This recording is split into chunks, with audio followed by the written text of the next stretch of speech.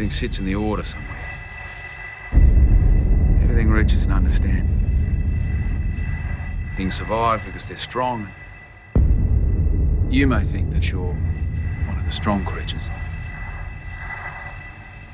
But you're not. You're one of the weak ones. I remember when I went to film school in Melbourne back in the late 90s, I came out of film school having no sense whatsoever that I would ever... I couldn't imagine what it would involve for me to ever get to a position where someone would give me millions of dollars to make a movie. And the more I wrote it, the more I just got emotionally attached to it, and the more I feared giving it to somebody else to fuck it up. I don't know.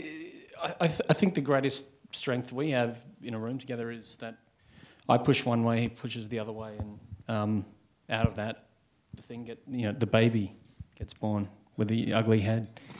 Because I always set out to make a really big, sprawling crime film, and what we discovered when we were cutting it is that it has very solid thriller elements as well, a crime thriller.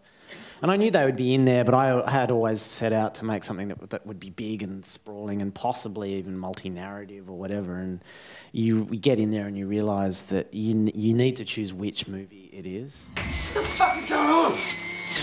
I said you could bring that noise thing in my house. It's yours. It's not. Yes, it is. I found it under the sink. Do you want a juice? We don't really hear anything of the father figure in the family, Smurf's husband. Yeah, I mean, for me, it is a great absence, you know. I mean, in my imagining, all of these boys were born to different fathers. So for Smurf, for instance, her boys are her identity. That sense of her clinging to that identity makes her manifest her love and need for her kids in often, sort of intimately inappropriate ways.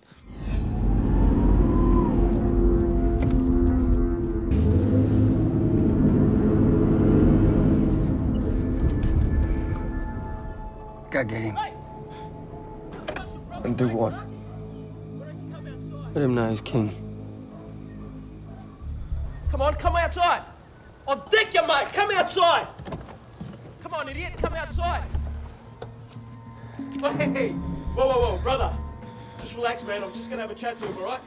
The main struggle with me with that role was to not be the cliched crim, drug-addicted nutcase. And, give him some heart. And where did you find Pope? Where did you find that character? What did you draw from? a couple of people that I'd run across. But, it comes from David, really. And David and I did a lot of chatting about what it was and this and that and the other. And then mannerism-wise, or kind of shut down and then not shut down, it's two different people that I've come across, templates, just bits and pieces, mate, and just a sense of what's going on. For me, casting is 80, 90% of it, and I really love that part of the process. I loved, for instance, writing the Pope character for Ben, and did for a number of years. So you wrote that specifically for Ben? Right.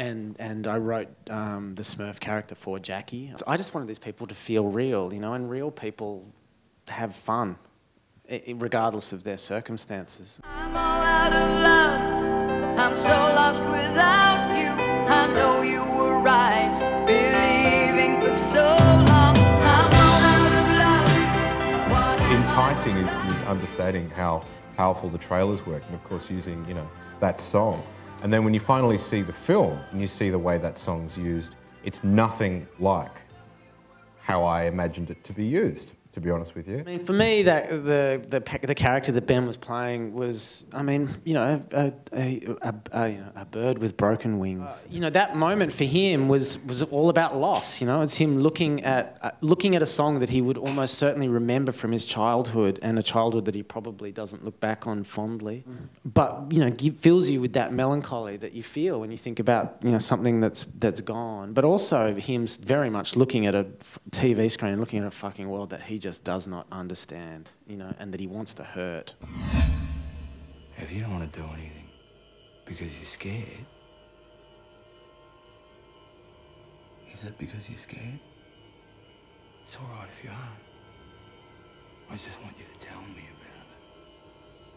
Just talk to me. I'll never play another Pope Cody. You know what I mean? Not like that. No, not with all that sort of stuff going on. You get, I don't know, you get one of those in a lifetime. You're lucky. It's just such a different person I'm looking at when I see that, or "Yeah, my voice broke," or whatever, and then it's just this jump to a veteran actor in some weird way. I don't know what that means. Well, it's a long time. I mean, it's a long time. I mean, I suppose that's the thing, you know. It's a long time. I mean, it's a quarter of a century I've been working, you know. So it's a long time. Yeah, there's a lot of different jobs in there. I really appreciate how much of an education I got in that 7 weeks shooting it, because the spectrum of people's working methods was so vast that I could turn anywhere and still be fascinated by what someone was doing at any given time. In the pre-production, I did table work with everyone bar Ben. And I was really excited to meet him because I wasn't familiar with him, and then I went out and hired the Big Steel and Shangy, and I was like, oh, I really like this guy. He's good. No, not Shangy. Sorry, I meant Cozzy. I meant Cozzy. And I just thought, because everyone else is so friendly, that I'd be in the same boat with Ben. And Ben would call me all sorts of different names. He'd call me John and Jack and the Kid. Yeah, the Kid. Yeah, the young man, John, Jack. Yeah, get him. Yeah, no, get and even God, I remember very vividly. About halfway through the shoot, Ben put his arm around me like this and goes, "You know what, Kid? I've been really taken aback by your warmth." Quote unquote. I have no memory of saying that. What were you doing at home last night, Josh? Just watching TV. Were your uncles at that address with you all night last night? They were home, but I fell asleep pretty early, so I wouldn't have a clue really what they were up to. Think they might have just been watching TV, sort of thing.